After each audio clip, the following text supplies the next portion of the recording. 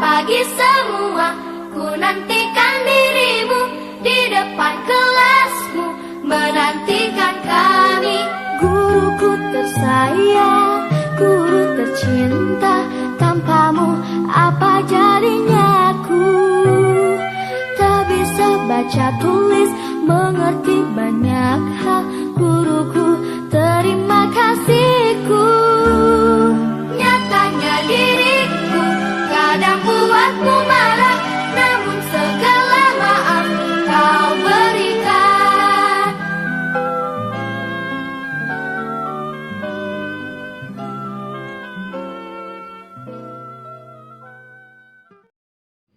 Assalamualaikum warahmatullahi wabarakatuh.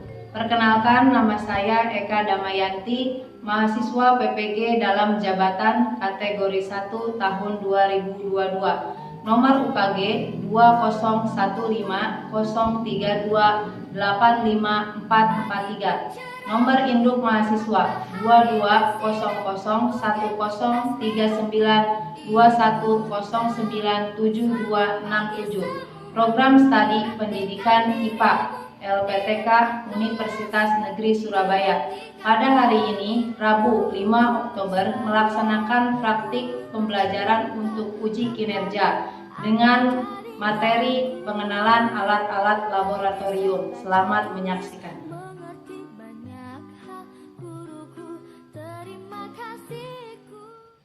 Assalamualaikum warahmatullahi wabarakatuh.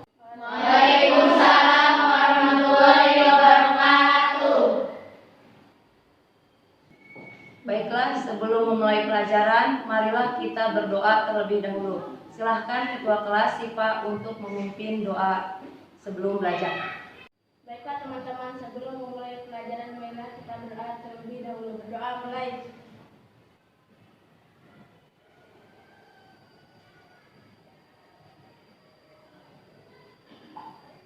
Berdoa selesai. Bagaimana kondisinya anak-anak hari ini? Sehat? Sehat, Bu. Baiklah, Ibu akan mengecek kehadiran kalian hari ini. Anggun? Ada, Bu. Alia? Ada, Bu. Banu? Ada, Bu. Dila? Ada, Bu. Fahri? Ada, Bu. Fajar? Ada, Bu. Garnis? Ada, Bu. Baiklah, Ibu akan mengulang pelajaran minggu kemarin. Ada yang masih ingat pelajaran minggu kemarin tentang apa? Saya, Bu, klasifikasi makhluk hidup. Ada yang tahu urutannya klasifikasi makhluk hidup? Saya, Bu.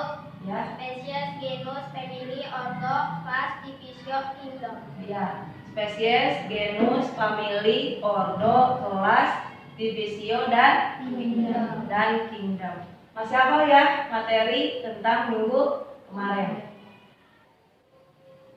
Baiklah, pada pelajaran kali ini kita akan mempelajari tentang alat-alat laboratorium kimia dan juga keamanan serta keselamatan kerja di laboratorium. Di sini Ibu punya gambar. Perhatikan gambar di bawah ini. Adakah yang tahu gambar pada di samping ini? Jas laboratorium, Bu. Jas laboratorium. Lalu gambar yang kedua, ini gambar apa? Sarung tangan, Bu. Sarung tangan. Apakah fungsi baju dan sarung tangan ini? Untuk melindungi tubuh, Bu. Untuk melindungi tubuh. Adakah yang lain yang punya pendapat apa fungsi jas laboratorium dan sarung tangan ini?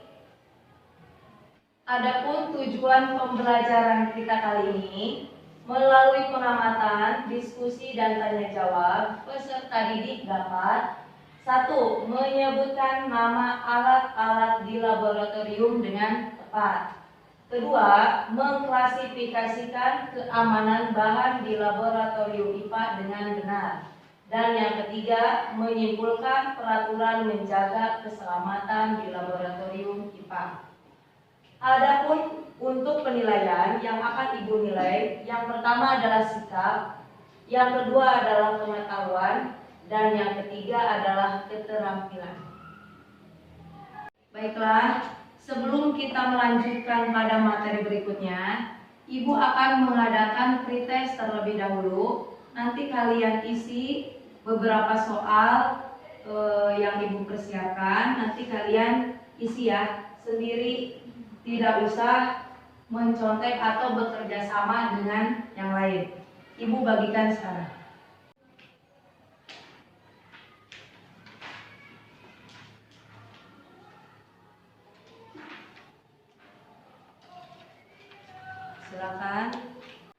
Silakan yang sudah mendapatkan soal, silakan dikerjakan.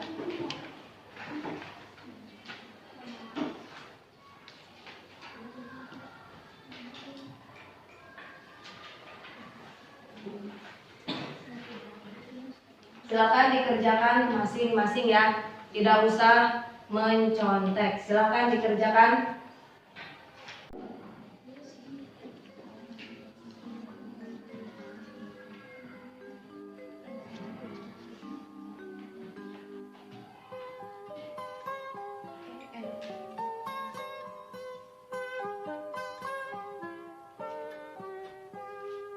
Pagiku cerahku, matahari bersinar, ku gendong tas merahku di pundak. Selamat pagi semua, ku nantikan dirimu di depan kelasmu, menantikan kami. Guruku tersayang, guru tercinta, tanpamu apa jadinya aku? Tak bisa baca tulis, mengerti banyak hal, guruku, terima kasihku. Nyatanya diriku kadang buatmu marah, namun segala maaf kau berikan.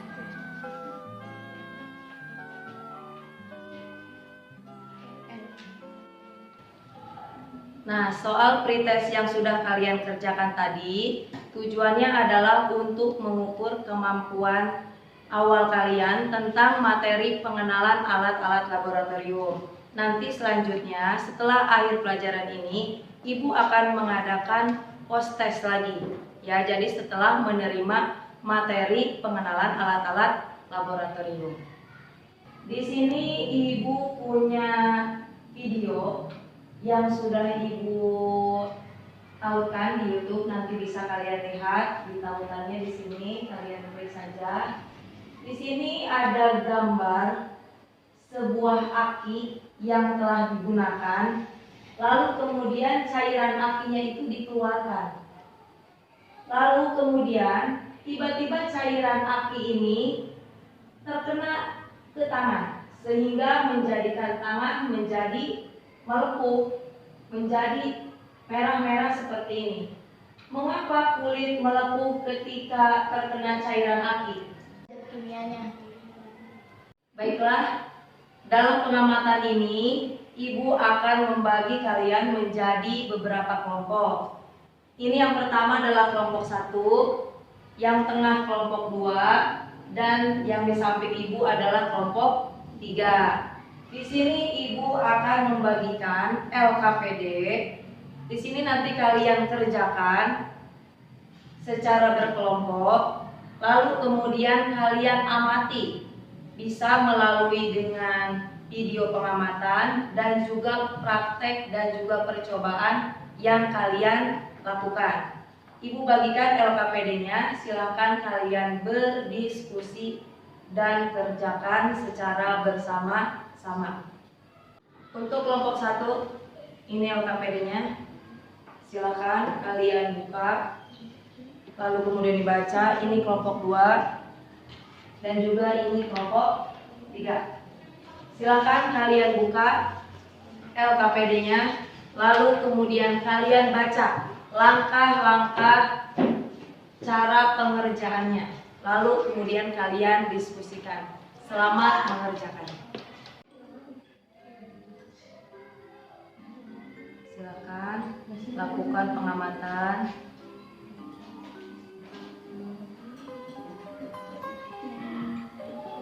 Ya.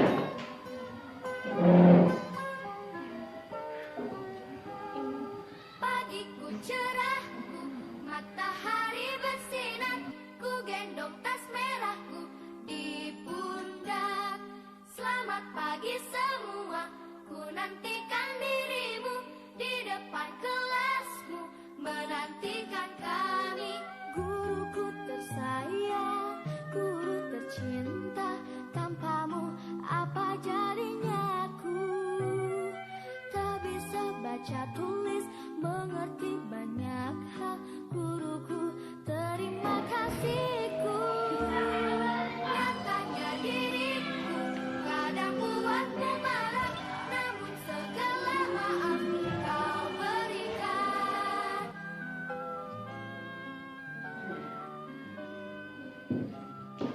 Ini buat belajar mempelajari organ jantung. Ya, itu untuk mempelajari organ jantung atau sistem peredaran ya. Silakan kamu lakukan percobaan sambil diamati.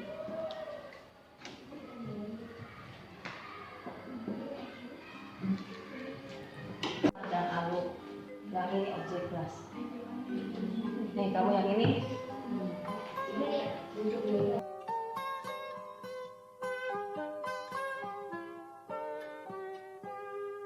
Pagiku cerahku, matahari bersinar, ku gendong tas merahku di pundak.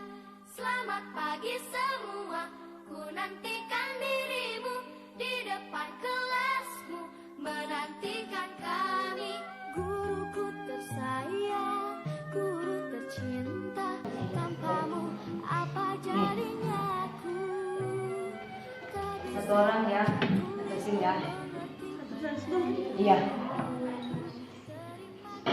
Kamu membantu itu ceritanya. Kamu yang amati. Setelah kalian melakukan penyelidikan, Ibu meminta setiap kelompok untuk mempresentasikan hasil dari diskusi kelompoknya. Kita mulai dari kelompok 1. Silakan ketua kelompoknya untuk mempresentasikan hasil dari diskusinya. Saya akan mempresentasikan hasil diskusi kelompok 1. Gambar yang pertama adalah mikroskop. Fungsi mikroskop adalah melihat benda-benda yang kecil. Gambar yang kedua adalah cermin datar. Fungsinya untuk memantulkan cahaya. Fungsi nama kaca pembesar. Fungsi kaca pembesar melihat benda yang kecil. Yang keempat adalah nama termometer. Fungsi termometer adalah mengatur suhu. Yang kelima adalah lampu LED, fungsinya untuk menyimpan cairan. Lalu untuk percobaan yang kedua, silakan. Ini adalah bahan yang aman dan tidak aman di laboratorium IPA. Yang aman adalah KOH, NaOH, SN alkohol, dan CaO. Yang tidak aman adalah H2SO4. Sekian hasil diskusi dari kelompok 1. Ya, hasil dari diskusi kelompok 1 sudah dibacakan. Silakan, ada yang menanggapi hasil diskusi dari kelompok 1? Saya, Bu. Ya, dari kelompok 2 ya. Yang pertama itu kan mikroskop. Fungsi dari mikroskop adalah untuk melihat benda kecil. Ya. Nah, benda kecil itu kan umum. Ya. Apa saja yang termasuk dari benda kecil? Apa saja yang termasuk dari benda kecil? Apa? Coba. Bakteri dan sel. Bakteri dan sel. Ya. Bakteri dan sel termasuk ke dalam benda atau hewan mikroskopis. Silakan kelompok lain. Ada yang mau menanggapi kembali? Kelompok 3 tidak, sudah sama ya? Kelompok 3, baiklah. Kalau sudah sama, berarti untuk presentasi kelompok 1 sudah selesai. Baiklah, tepuk tangan untuk kelompok 1. Silakan kembali. Sekarang kelompok 2, silakan untuk mempresentasikan hasil diskusinya ke depan. Silakan ketua kelompoknya membacakan hasil dari diskusi kelompoknya.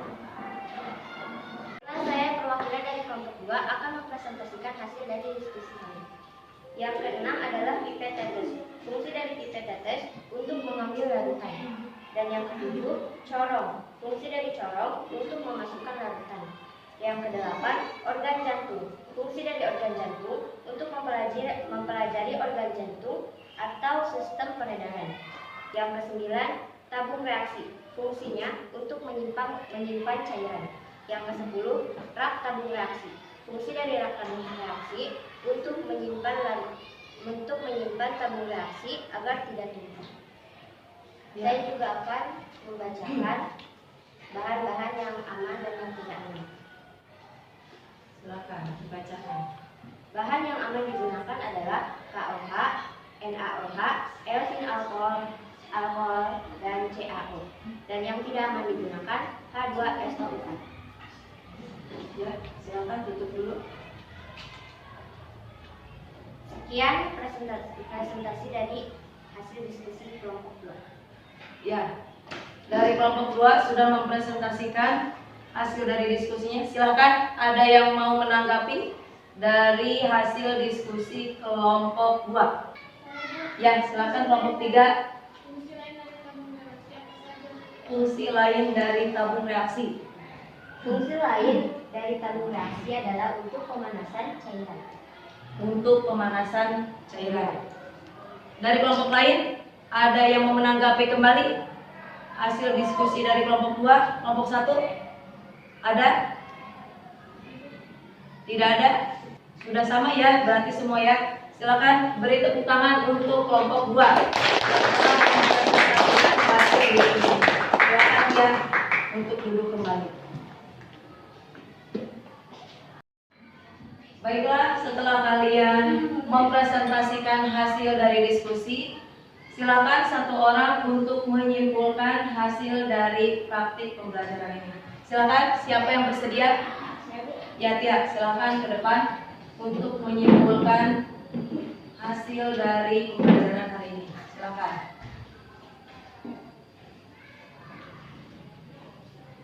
Baiklah, saya akan menyimpulkan hasil dari praktek kita kali ini. Banyak alat-alat laboratorium yang kita amati. Di antaranya ada mikroskop, jangka sorong, pipet tetes, tabung reaksi, cermin, kaca pembesar, dan masih banyak lagi. Di sini kita amati ada 20 alat-alat laboratorium. Di antara alat-alat laboratorium ada juga bahan-bahan laboratorium seperti NaOH, KOH, H2SO4, eusin alkohol, dan CaO. Di antara 5 bahan ini, yang berbahaya adalah H2SO4 karena dapat menyebabkan tangan terluka apabila terkena bahan tersebut. Ya, terima kasih Tia telah menyimpulkan dari hasil praktik ini. Silakan duduk kembali. Kasih tepuk tangan untuk Tia yang telah menyimpulkan. Baiklah, dari LKPD yang telah kalian isi, di sini Ibu akan membahas beberapa alat-alat laboratorium yang ada di dalam penelitian yang kalian telah lakukan. Di sini ada gambar yang pertama adalah cermin datar yang berfungsi untuk melihat benda-benda. Untuk yang kedua ada labu Erlenmeyer yang berfungsi untuk menyimpan larutan. Lalu kemudian ada gambar yang ketiga, ini adalah mikroskop yang berfungsi untuk melihat benda-benda mikroskopis seperti tadi sel, jaringan, atau bakteri. Lalu kemudian ada kaca pembesar. Kaca pembesar ini berfungsi untuk melihat benda agar jauh lebih besar lagi ketika kita melihat objek tersebut. Lalu kemudian ada termometer. Termometer ini berfungsi untuk mengukur suhu. Nah, sebenarnya di laboratorium itu banyak sekali alat-alat laboratorium. Ibu tadi memberikan contoh hanya 20 alat-alat laboratorium, itu pun beserta dengan bahannya. Di sini Ibu memberikan contoh kembali, ada labu Erlenmeyer yang berfungsi untuk menyimpan larutan. Lalu kemudian ada pipet tetes. Pipet tetes ini berfungsi untuk memindahkan larutan. Tentunya larutannya adalah larutan yang bersifat cair. Lalu kemudian ada mikroskop yang berfungsi untuk melihat benda-benda mikroskopis. Lalu kemudian ada bahan-bahan di laboratorium seperti yang sudah kalian lakukan percobaan tadi. Ada NaOH, ada H2SO4, dan juga ada KOH. Lalu kemudian di sini ada jas lab. Jas lab ini berfungsi untuk melindungi tubuh kita. Kenapa warnanya putih? Itu agar netral.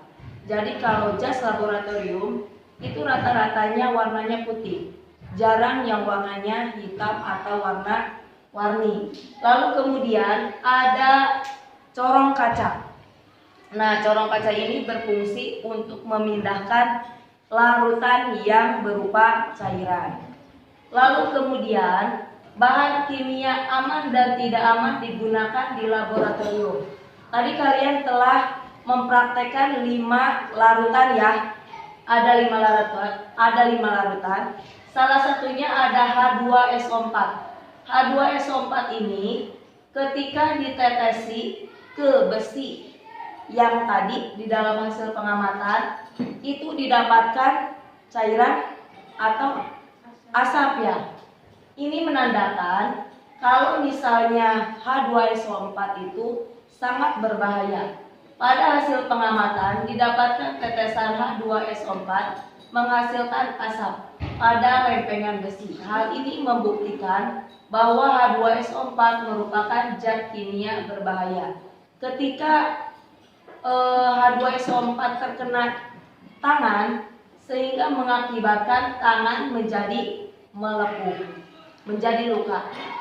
Sama halnya seperti video yang ibu bagikan di awal. Nah, itu terjadi kan tangannya luka karena terkena cairan aki. Nah, cairan aki itu mengandung H2SO4. Lalu kemudian ada hasil pengamatan yang telah kalian amati. Di sini KOH sifatnya aman. Lalu H2SO4 sifatnya tidak aman karena tadi mengeluarkan asap, berarti bisa mengakibatkan tangan menjadi terbakar. Lalu kemudian ada NaOH yang sifatnya aman juga. Lalu ada eosin dan juga ada CaO. Keselamatan di laboratorium. Gunakan jas laboratorium. Yang kedua, gunakan sarung tangan ketika hendak melakukan percobaan. Ketiga, dilarang mencoba-coba mencampur zat kimia yang tersedia tanpa ada izin guru atau buku petunjuk. Yang keempat, menggunakan alat dan bahan yang sesuai dengan petunjuk. Dan yang terakhir, cuci tangan dengan sabun dan air mengalir sampai bersih. Nah, setelah ini ibu akan membagikan kalian soal kembali. Kalian dapat mengerjakannya secara individu, tidak usah mencontek. Ibu bagikan.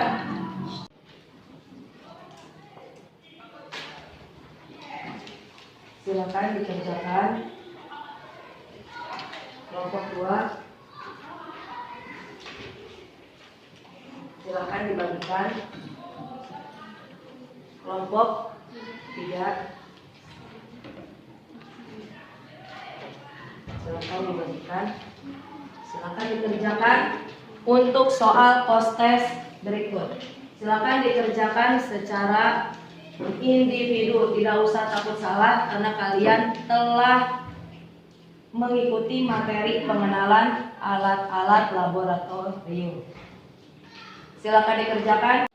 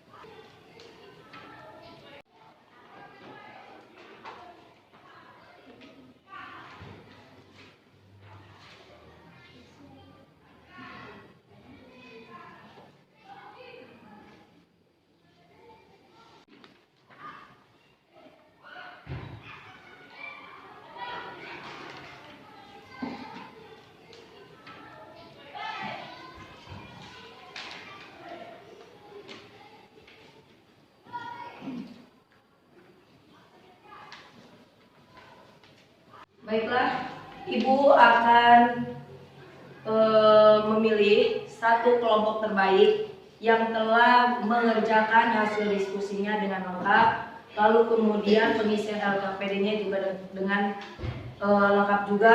Ibu berikan kepada kelompok 2. Silakan tepuk tangan untuk kelompok 2 yang telah mengisi LKPD dan juga diskusinya secara lengkap. Nah, baiklah, untuk materi hari ini Ibu cukupkan. Bagaimana materi hari ini, menarik atau tidak? Menarik. Menarik ya?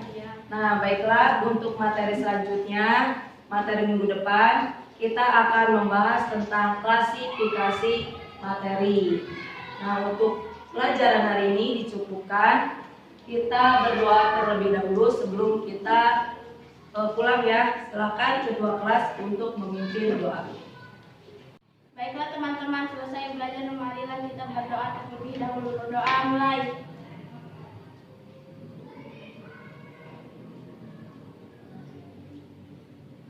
Berdoa selesai. Baiklah, untuk pelajaran hari ini Ibu cukupkan sampai di sini. Wabillahi taufiq wal hidayah. Wassalamualaikum warahmatullahi wabarakatuh. Waalaikumsalam warahmatullahi wabarakatuh.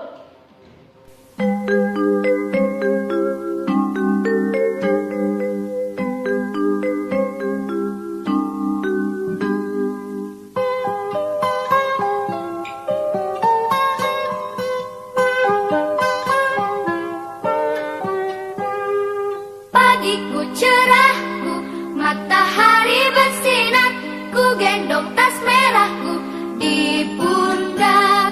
Selamat pagi semua, ku nantikan dirimu di depan kelasmu, menantikan kami.